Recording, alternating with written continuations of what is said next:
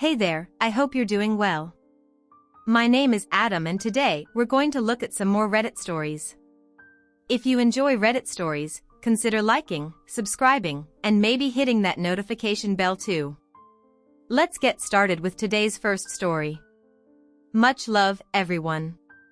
Today's first story comes from Cheating Wife Files for Divorce and It Completely Backfires story. Partner divorced is to be finalized next month now. She's begging not to go through with it, and begging me to try reconciliation. My wife, 38 female, and I, 37 male, met back in college. We dated for 5 years before getting married. Our marriage has been good with little ups and downs. We have 2 girls, 13 and 15. January last year, I noticed my wife spending more time on her phone than normal. She basically did what every typical cheater does. Lied, blame-shifted, and gaslighted me when I tried to express my concerns. I know I was not perfect and I did some things that I regret very much, but she treated me like a piece of crap all this time. During her affair, I tried to improve all aspects of our relationship that she felt like were not good. When they came in the beginning of June, she confessed to having an emotional affair and just slept with him twice. Then she blamed me for her having an affair. She said that she wanted to reconcile and we tried reconciliation, but she was just not into it. She still contacted him and they were still talking when I told her how uncomfortable it made me. She said they were just friends and kept deleting texts. When I threatened divorce, she would cry, apologize, and beg me not to. When I tried bringing up the affair, she would get mad and somehow I was the one who ended up apologizing. Then, after 2 or 3 months, she started disappearing again, saying that she was visiting family because they needed her at the time. I knew she was going to see her affair partner and when I brought it up, she was very convincing. One weekend, she disappeared and didn't answer any of my calls or texts. When she came back, she told me that her cousin had gotten sick and she had to rush her to the hospital and forgot her phone at her sister's place, and all this time I was trying to make it work for us. She saw the efforts I made, but just didn't give enough. Then by mid-December, she told me that she was moving out, that she had been unhappy in our relationship, and while she still cared for me, she was in love with her affair partner and that she had finally found her soulmate. I remember crying for hours trying to beg her to stay, but her mind was made up. We had to tell the kids. She said I could have the kids for the weekdays and she could come visit them on weekends since her affair partner's apartment was small. She filed for divorce a week after. This was the worst moment of my life. I grieved for weeks. I tried to talk to her again to see if there was any chance she'd come back, but all she said was that she was sorry for everything she put me through, but her mind is made up. No one other than us knew. Both her and my parents knew that we were only separated but never knew the reason. By the end of January, when her mom called me and insisted I tell the truth, I invited her over together with her dad. I told them everything and, like literally, I broke into tears and cried on my mother-in-law's shoulder. They comforted me and apologized for their daughter's behavior. I later told my parents and then some few close friends. Soon enough, everyone knew about us and I started receiving comforting messages and others talking ill of my ex. Soon afterwards, my wife called me crying, saying that I turned everyone against her and that she hates me. She said that people were threatening her and her affair partner. Her dad hates her. They had a close relationship. Her sisters don't want to talk to her, and no one will speak with her without insulting her. This was mid-April. By the beginning of June, her relationship with her affair partner had fizzled out due to stress. I remember she came to see the kids and told me that her affair partner kicked her out because he couldn't handle the stress of their relationship. She was living in a hotel room. She didn't look good at all, like someone who was depressed. She asked if she could move back in and I said no. She said that she understood but asked to spend more time with the kids. She said she wanted to make up for lost time with the kids and wanted to come in the afternoons and cook for them and spend time with them. I agreed. During this time, she would come cook my favorite dishes, clean the house, and write small notes saying I love you along with some flowers. You get the picture. When I would come back home from work, she would always try to spend more time with me. I have to admit I did enjoy spending time with her. Then she started talking about how much she misses me and then asked me if divorce is what I really wanted. I totally avoided the subject. Then, last week, she told me that she had been going to counseling and was wondering whether we should try marriage counseling. She has started dressing the way she knows I like, wearing makeup. She has tried to sleep with me, but I have turned her down more times than I can count. She has brought up marriage counseling. This recent weekend, she cried, begging me not to go through with the divorce, that she has already put up with a lot and all she wants is to have me and her family back. She says she'll do whatever I want. I know it seems like the roles reversed all this time. I have been numb, although a part of me feels happy now that she has gotten a taste of her own medicine. I still love her, but I don't really know if I should give our relationship another chance. What do you think? Oh well, a few comments. Really quick. First of all, I don't know how you see that she got a taste of her own medicine. Everything that happened to her is that her affair blew up in her face and she is now trying to get back with you. That's it. Instead of asking yourself if you should give your relationship another try, you need to ask yourself if you trust this woman, who threw your whole marriage life aside, your kids, everything for an affair partner that she thought was the love of her life. She told you more than once that her mind was made up. She had absolutely zero regard for you and your feelings and your whole family. So to me the question is, when are you signing those divorce papers, man? But then again, that's just my opinion.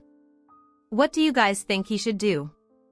Okay, and now, let's move on to the next story.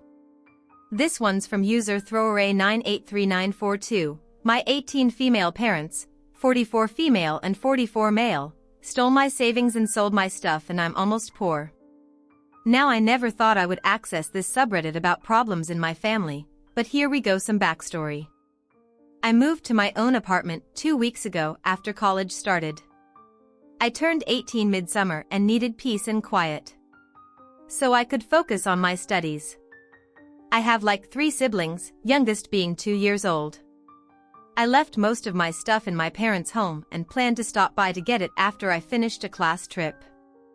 A week ago I went on a trip abroad with my college class to a country nearby where we spent 6 days. The main purpose was to study the local history and visit the local historic attractions. It went pretty well, no one caught the bug, and the trip was overall cheap. I'm a nitpick, so the cheapness was one of the main reasons why I went. Hello. I got back home to my apartment today about 10 hours ago. I went to check on my bank account to see how much money I had spent on the trip. The only thing I saw was that all of the money was gone. A big round zero in my bank account. I was floored and started to panic. I had about 4,000 euros saved. Of course, I checked the latest deposits and the money was transferred to my mom's bank account. My parents have access to my account. I tried to call them but got no response, so I decided to drive to my parents. I got to my parents and rang the doorbell. No one was home and I had no keys, so I went with the key that's usually under the doormat. I went to my room just to see that half of my stuff was gone. Necklaces, desktop computer, some of the furniture, all of my valuable stuff and some clothes such as one expensive dress and some brand clothes. I had no effing idea what happened, so this time I tried to call my dad. Dad at least answered, and I asked him about this effing situation. He literally said that stuff was from our wallets, you're on your own. Now I know what he's chasing about. Yes, they bought some of my stuff, such as my desk or some clothes, but a lot of the stuff was bought by me or gifted to me by someone else. They can't take my property like that. In the savings, about 15,000 euros were from my summer jobs. 1,000 euros were from my relatives giving that as a gift or giving that as start money to adulthood. The final 1,500 euros were from my parents that gave the money over the years so I could get something when I'm 18. I have no idea if they actually sold my stuff, but I can't think of anything that would tell me why my valuable stuff is gone. I have no effing idea what to do. The only valuable things I currently have in my own apartment are car, bed, couch, TV, desk, table, chair, perfumes, laptop, and phone. I took as much stuff that was left from my room to my car. I stole a little over 600 euros in cash from their vitrine and left the house. I'm feeling bad for stealing that money, but I had no other choice. That 600 euros isn't really enough for me to pay the next rent and bills, and I have no idea what to do. I have no idea where my parents and my siblings are. I checked the house later today, but no one was home. I have no job currently. My boyfriend is currently an exchange student and he doesn't know about this. Yet I could ask for help from social services if possible. Please, any advice? This is the trickiest issue ever that I got in my life. Thanks. They took her money just like that. They had access to her account and took all of her money and then sold her stuff. What kind of parents, man, come on. In any case, we have an update that OP gave us. So let's continue with that. First off, I went to visit the bank. I wasn't able to close my account, as my mother had ownership of it, but I was able to open a new one in my name. So that's what I did. My study advisor said that this same thing has happened before with other students now and then there's really not a thing I could do about this and getting into court might actually be more expensive. The study advisor supported me by giving me free study books to use for the rest of the college year. I told my boyfriend what happened. He's an exchange student at the moment, so he wasn't able to support me really.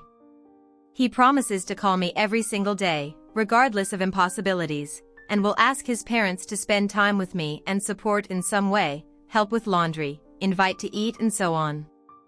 He also sent me 500 euros. I'm really thankful I have a supportive boyfriend.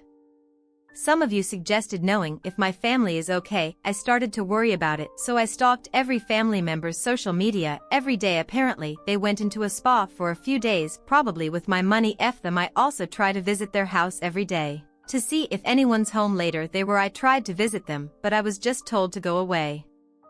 I don't have any clue what's wrong with them. Both of their parents, my grandparents, are also weird. I sold my car. I don't really need it. Got a handful of money from it.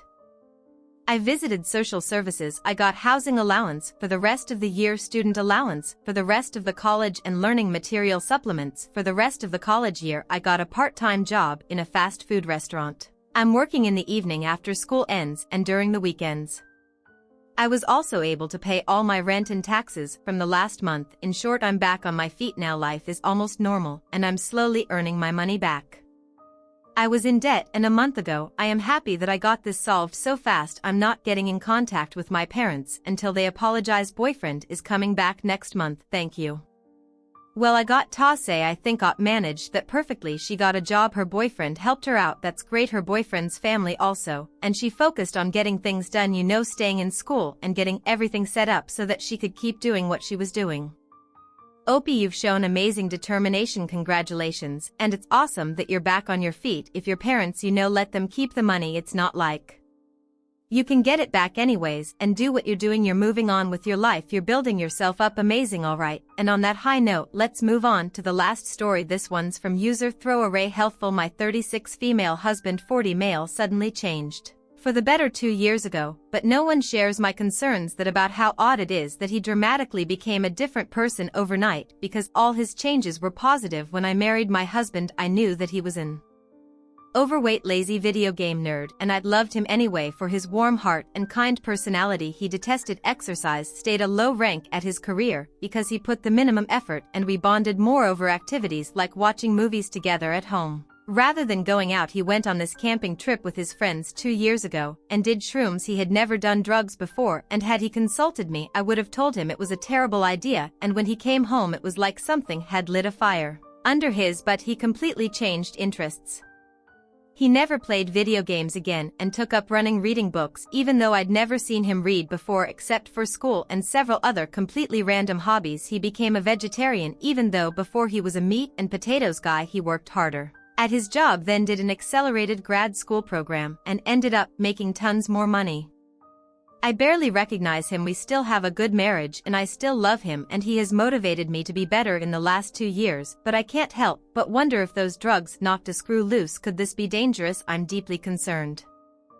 I know that people change, but about all that's left of him is his warm heart. No one shares my concerns because all his changes have been positive, but I feel like he's so different. Maybe we need marriage counseling so I can adapt at least. Well, that's a short post, so we're going to take a look at just 2 comments, one from a med student and the other one from Op. To close this thing up, Prometric Fangirl says, "Hi there, I'm a 4th-year medical student preparing to start my training in psychiatry. When I read your headline, I immediately thought, did her husband take a psychedelic drug? This is not an uncommon result of taking magic mushrooms or a myriad of other hallucinogenic drugs. Psychiatrists and other scientists hypothesized that these drugs can cause long-lasting positive changes in patients, and your husband is an example of this. To our knowledge, this is not dangerous. Psilocybin mushrooms are one of the safest recreational drugs around, so your husband is likely completely healthy. However, I do recognize what a change this is for you, and you are having difficulty adjusting. Have you spoken to your husband about this much? How does he explain the experience now?" Op didn't reply to this comment. She only applied to one comment, and this is that reply. "I still love him and I have been supportive in his efforts of bettering himself and have even taken up exercise and eat mostly vegetarian. It's just that he's like a different person now, and since this has continued for 2 years, I'm coming to terms with the fact that I'm going to have to adapt, and our days of playing Mario in our pajamas have been replaced with jogs and protein shakes. I'm going to leave this one up for the debate. What would you do? How would you feel if you were in Op's shoes?" Alright, well, we've reached the end of the video. I'm going to turn this one over to you. What do you make of this situation? Share your thoughts in the comments below, and as always, a huge thank you from the bottom of my heart for getting involved in today's stories. Your love, support, and time mean the world to me. So thank you so much for being part of this. I really appreciate your time. I'll see you in the next one. Take care and much love.